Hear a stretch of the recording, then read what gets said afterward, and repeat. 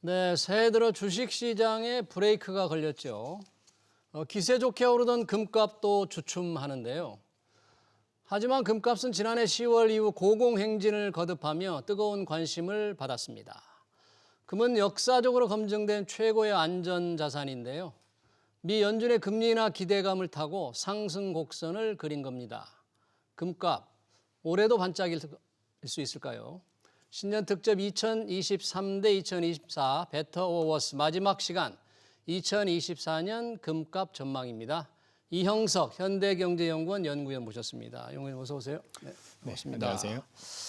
자, 금값 지난해 연말께로 접어들면서 정말 아주 큰 폭으로 올라서 금 투자에 관심이 굉장히 많았습니다. 올해도 과연 금 투자 해볼 만한지 시장이 좋은지 정말 궁금한데요. 우리 이형석 의원께서 올해 금 시장, 금 투자를 상징할 수 있는 뭐 키워드를 하나 꼽아주신다면 뭘로 할 수 있을까요?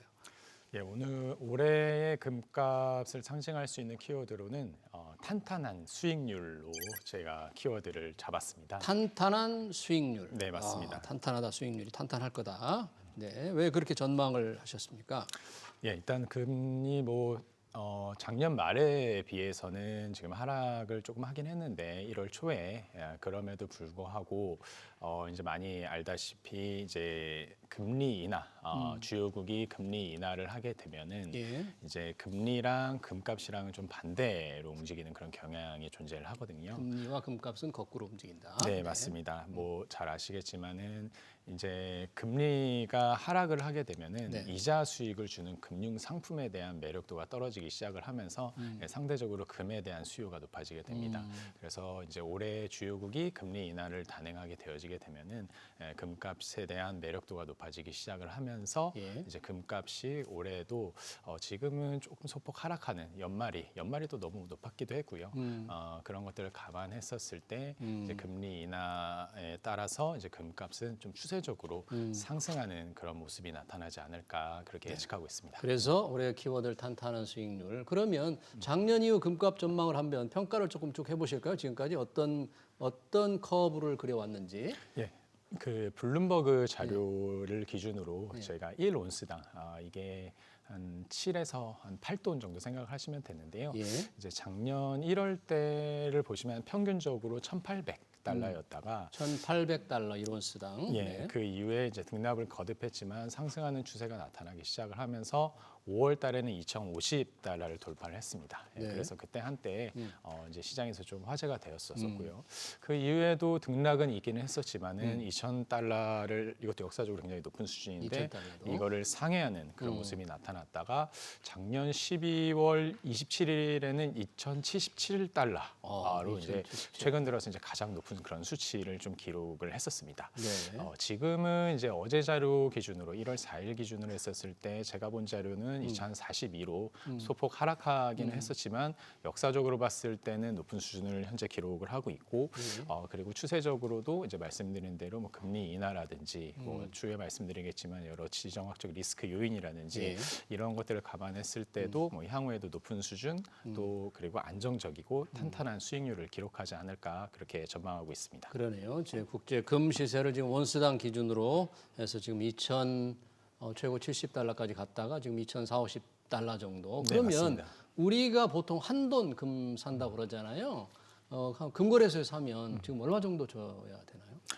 어제 자료 기준으로 봤었을 때는 36만 4천 원입니다. 한 돈에? 예, 한 돈에 예. 맞습니다.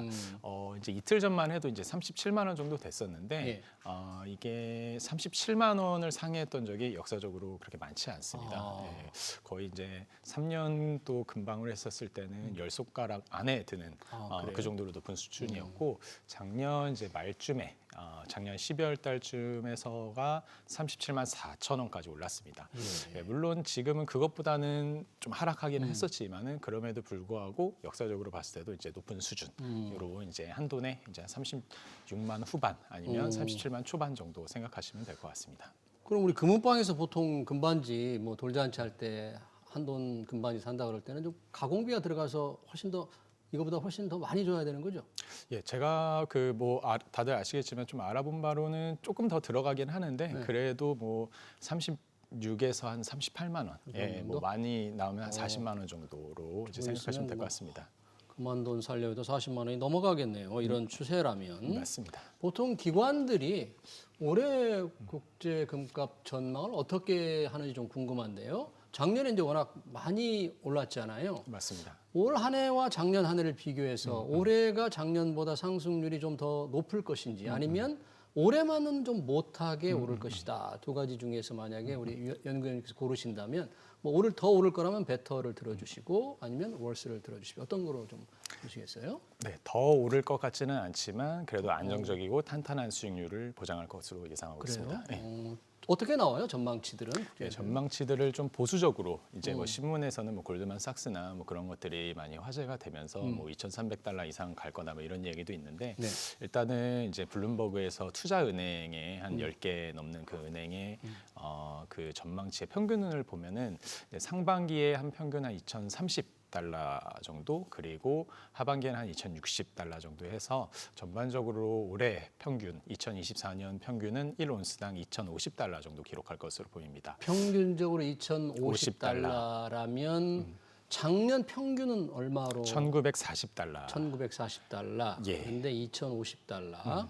그래서 수익률로 봤었을 때는 5.1% 그러니까 5% 초반 정도 그러네요. 보수적으로 보시면 될 것 같고요. 네. 이제 작년에는 이제 7.6%, 7% 중후반대를 기록을 했기 때문에 작년보다는 수익률로 봤었을 때는 낮죠. 네, 근데 그럼에도 불구하고 5% 정도면은 안정적이고 탄탄한 수익률을 보장해주는 그런 상품이 되지 않을까 이제 투자 은행은 전망하고 있습니다. 평균적으로 5% 상승하니까 그 정도만 해도 비교적 좋은 수익률이다. 그래서 네, 탄탄한 맞습니다. 수익률.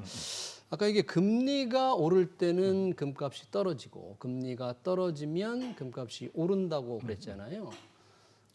작년 하반기에는 금리가 굉장히 높은 수준을 유지했지 않습니까? 맞습니다. 근데 왜 이렇게 금값이 올랐죠? 예, 좋은 질문 감사합니다.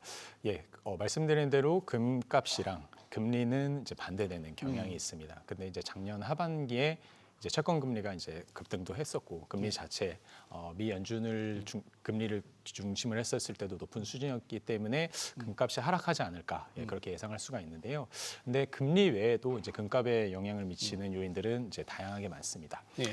첫 번째로 이제 경기 침체 우려가 있었습니다. 경기 침체 우려. 맞습니다. 예, 금리가 높아지는 만큼 금리를 굉장히 빠르게 올렸었기 때문에 미국을 중심으로 주요국이 경기 침체에 빠지지 않을까 그런 우려가 시장에 팽배했었습니다.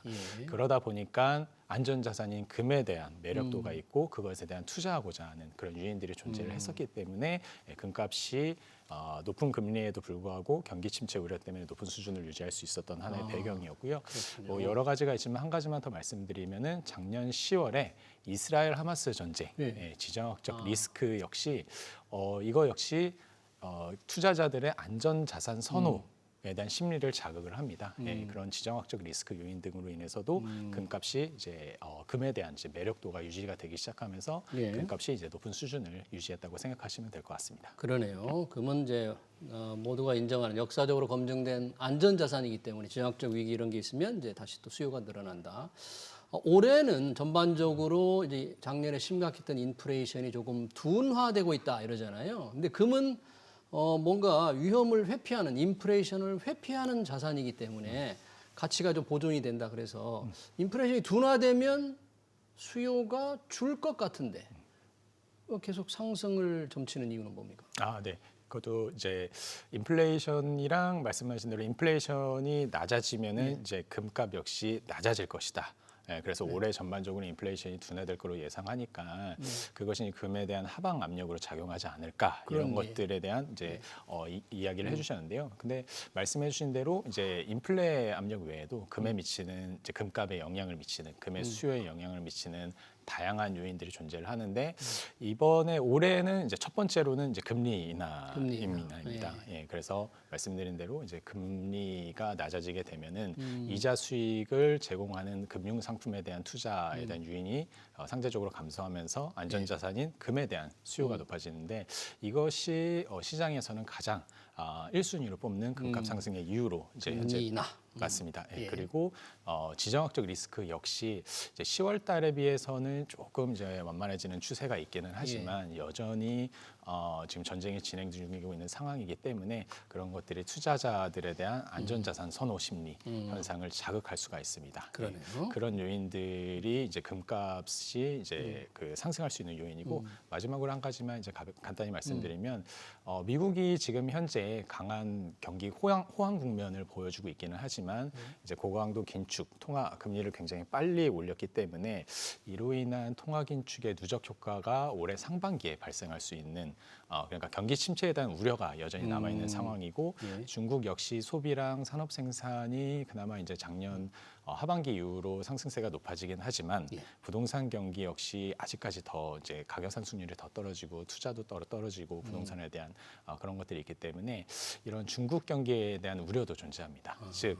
세계 GDP의 30%를 차지하는 G2의 경기 침체 우려 뭐 이런 것들 때문에 안전자산인 금에 대한 금에 매력 대한 수요가 늘어난다. 예 맞습니다. 유지될 것으로 보입니다. 요즘 주요국의 중앙은행들도 외환 이제 보유를 다양한 형태로 할 텐데 금을 이렇게 맞습니다. 많이 사들인다면서요? 맞습니다. 그것도 뭐 금이 안전자산일 텐데 늘 맞습니다. 그랬을 텐데 특별히 더 많이 사는 이유가 있어요? 이제 달러를 이제 그 코로나 이후로 굉장히 많이 분 상황이었습니다. 그래서 달러 보유가 그때 달러 가치가 상대적으로 좀 이게 약해지고 있는 그런 상황들이어서 중앙은행 같은 경우에는 이제 금을 보유하고자 하는 그런 움직임들이 이제 코로나 이후로 좀 생기기 시작했고 작년 같은 경우에도 이제 외환 시장 변동성을 이제 안정하기 위해서 뭐 달러도 보유해야겠지만 금 역시 이제 보유함으로 인해서 안정적인 그런 외환 시장 운영하는 데 있어서 이제 사용할 수가 있는 그런 이제 하나의 카드이거든요. 그렇기 그래요? 때문에 중국을 중심으로 이제 중앙은행이 금을 보유하고자 하는 그런 요인들이 있었습니다. 그러면 뭐 투자 수단, 투자 종목이라는 게 대안도 있을 테니까 금을 이제 투자 수단으로 이렇게 생각해 본다면 올해 뭐 주식 시장도 상당히 밝게 전망하시는 분들도 있고 부동산 시장은 조금 부정적으로 보는 분들도 있는데 전반적으로 봤을 때 금과 이 주식과 부동산의 수익률을 비교해 본다면 어느 쪽이 좀 더 주식이나 부동산보다 좋을 것이다 아니면 그것만은 못할 것이다. 베터 워스로 들어본다면 어떻게 판정을 하시겠습니까? 예, 저는 금값의 어떤 수익률이 중장기적으로도 괜찮고 뭐 올해도 이 주식이나 이제 부동산보다는 안정적인 수익률을 보장하지 않을까 하는 예상을 가지고 그래요. 있습니다. 그래서 좀 베터. 역사적으로 보면 어땠습니까? 금값과 이 주식 부동산을 비교해 본다면. 예, 제가 자료를 2007년 이후로 예.